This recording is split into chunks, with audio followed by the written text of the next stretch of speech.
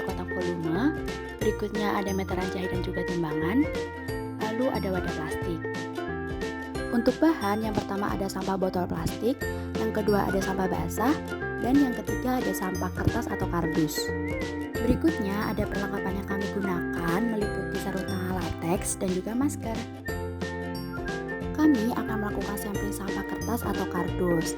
Langkah yang pertama yaitu menghitung volume sampah dengan memasukkan sampah kardus atau kertas ke dalam kotak volume.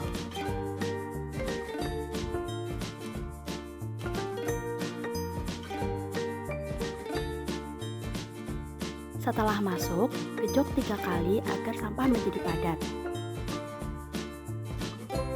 Kemudian, ukur volume ke ruang kosong di atas sampah dengan menggunakan meteran jahit.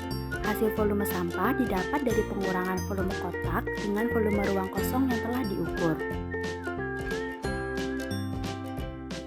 Setelah itu, dilakukan penimbangan berat sampah. Pastikan sebelum diangkat, timbangan mulai dari 0. Kemudian sampah diangkat lalu ditunggu hingga angkanya berhenti. Lanjut ke sampling berikutnya yaitu sampling limbah plastik. Pertama-tama, masukkan sampah botol plastik ke kotak volume untuk diukur volumenya.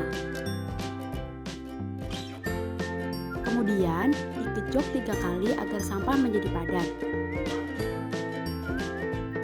Lalu, ukur volume ruang kosong di atas sampah. Volume sampah didapat dari pengurangan volume kotak volume dengan volume ruang kosong yang telah diukur.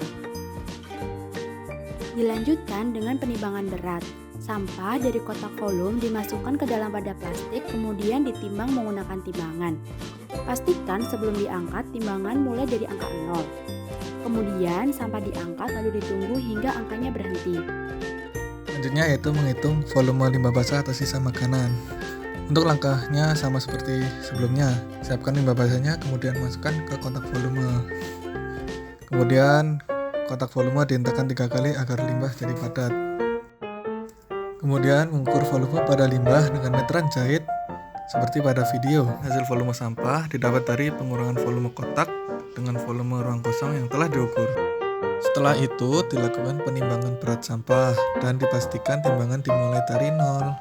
Kemudian sampah diangkat lalu ditunggu hingga angkanya berhenti. Untuk yang terakhir yaitu mengukur volume total limbah. Bahannya yaitu dari semua bahan yang telah diukur dari awal. Contohnya ada sampah daun, sisa makanan, kardus, dan botol plastik. Nah, untuk botol plastik disarankan isinya dikosongkan terlebih dahulu serta botol plastik diremukkan agar volume hitungnya lebih akurat. Dan sama halnya untuk limbah kaleng. Nah, sesudah itu kotak volume dihentakan 3 kali untuk pemadatan sampah. Kemudian ukur volume ruang kosong kotak dengan menggunakan meteran jahit.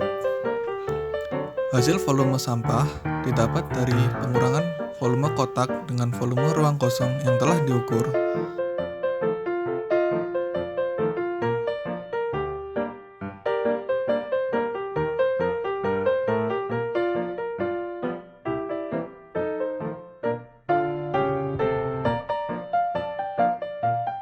Setelah itu dilakukan penimbangan berat sampah dan dipastikan timbangan dimulai dari angka 0.